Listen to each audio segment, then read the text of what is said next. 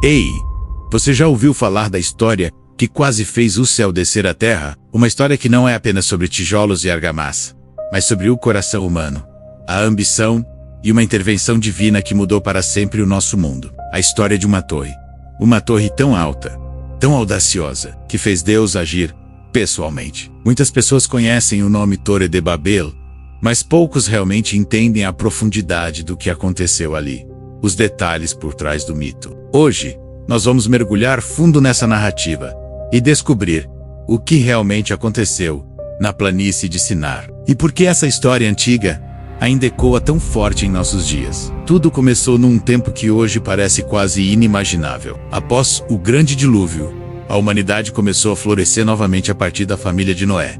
E naquele tempo, havia algo extraordinário. Todos na terra falavam uma só língua, usavam as mesmas palavras. Pense nisso por um momento. Era como se todos fizessem parte de uma única e gigantesca mente coletiva. A comunicação era perfeita, sem barreiras, sem mal-entendidos. As ideias fluíam de uma pessoa para outra instantaneamente. Era como se todos pensassem igual, sonhassem igual e, mais importante, desejassem a mesma coisa. Havia uma unidade poderosa, uma força coletiva que o mundo nunca mais veria da mesma forma. E foi com essa força, com essa unidade sem precedentes, que eles decidiram fazer algo que jamais havia sido tentado, algo que desafiaria os próprios limites do céu e da terra. Juntos, como um só povo, eles disseram: Vamos construir uma cidade para nós, com uma torre cujo topo alcance os céus. O plano era grandioso, espetacular. Eles queriam criar um monumento que perfurasse as nuvens, um ponto de referência para toda a humanidade. Mas qual era a verdadeira motivação por trás dessa construção monumental? Eles mesmos declararam: assim, faremos um nome para nós e não seremos espalhados por toda a face da terra. Percebe a essência disso? Não era sobre criar um lar, não era sobre adoração, era sobre fazer um nome para si mesmos. Era sobre fama, sabra alagado humano, sobre glória própria. Era orgulho, disfarçado de união. Era ambição, disfarçada de progresso e força. Eles queriam ser os mestres do seu próprio destino. Construir um império que garantisse que seu nome, e não o de Deus, ecoasse pela eternidade. E Deus, do céu, olhou para aquela cidade e para aquela torre que os filhos dos homens estavam construindo. Ele viu a habilidade, a engenhosidade, a incrível capacidade humana de trabalhar em conjunto para alcançar um objetivo. Ele viu a torre subindo cada vez mais alta, um testemunho da capacidade humana. Mas ele viu algo mais profundo. Ele viu o coração deles. Ele viu que o coração da humanidade não estava nele, mas neles mesmos. O foco não era a glória de Deus, mas a glória do homem. O céu viu um povo unido, sim, uma força formidável, mas unidos por um propósito errado, um propósito egocêntrico. Eles estavam usando o dom da unidade, um dom que Deus lhes deu, para se exaltarem, para se colocarem no centro do universo. Eles queriam alcançar o céu por suas próprias forças, sem precisar de Deus. Então Deus disse algo que revela a imensa capacidade da humanidade quando está unida. Ele disse: eis que o povo é um, e todos têm a mesma língua. Isto é apenas o começo do que eles farão. Agora, nada do que eles se propuserem a fazer lhes será impossível. Isso é impressionante. O próprio Deus reconhece o poder ilimitado da unidade humana, mas ele também viu o perigo desse poder quando desassociado dele, quando guiado pelo orgulho. Se eles continuassem naquele caminho, sua arrogância não teria fim. E o que aconteceu em seguida foi um ato de misericórdia, disfarçado de juízo. Um ato que mudou a história da humanidade para sempre. Deus desceu e confundiu as línguas. Imagine a cena. Um pedreiro no topo da torre grita por mais tijolos. Mas o homem lá embaixo ouve um som estranho.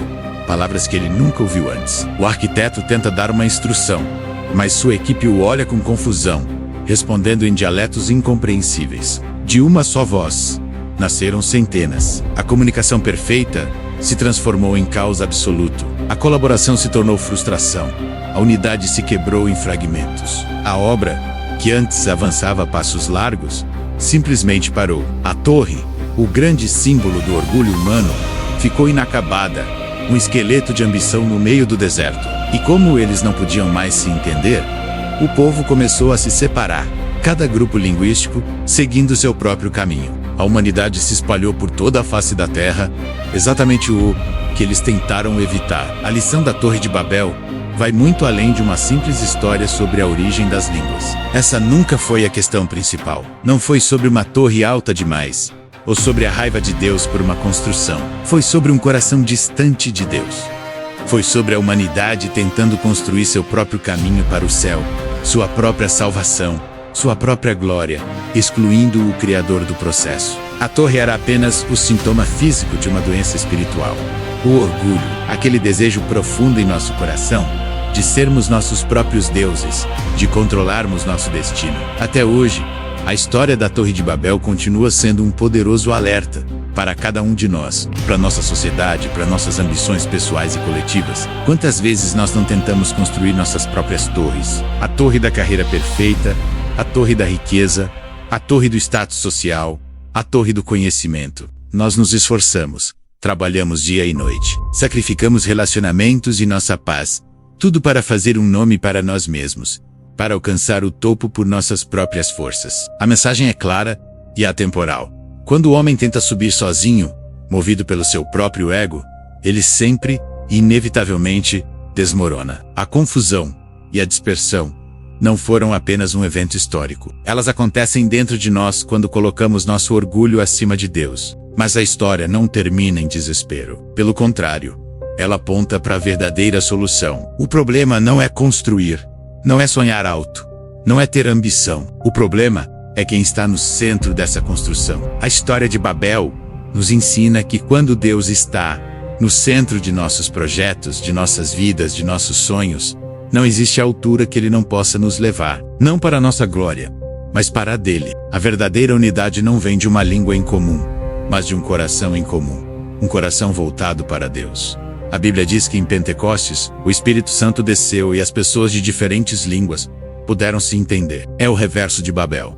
Onde o orgulho do homem trouxe divisão, a graça de Deus traz unidade e compreensão. Então, da próxima vez que você olhar para um grande arranha-céu, ou sentir aquela pontada de ambição para construir algo grande em sua vida, lembre-se da planície de Sinar. Pergunte a si mesmo: estou construindo isso para fazer um nome para mim ou para a glória de Deus? A diferença entre uma torre que desmorona em confusão e uma vida que alcança alturas eternas está nessa única e fundamental escolha. Se essa história é essa mensagem falou profundamente com o seu coração hoje, eu te convido a deixar um comentário aqui embaixo escrevendo "Eu creio". E se você conhece alguém que está tentando construir sua própria torre, que precisa ouvir essa verdade, compartilhe este vídeo. Vamos espalhar a mensagem de que sem Deus, nenhuma torre, por mais alta que seja, fica de pé, mas com Ele somos erguidos a lugares que nunca poderíamos alcançar sozinhos. Obrigado por assistir e não se esqueça de se inscrever para mais reflexões como esta.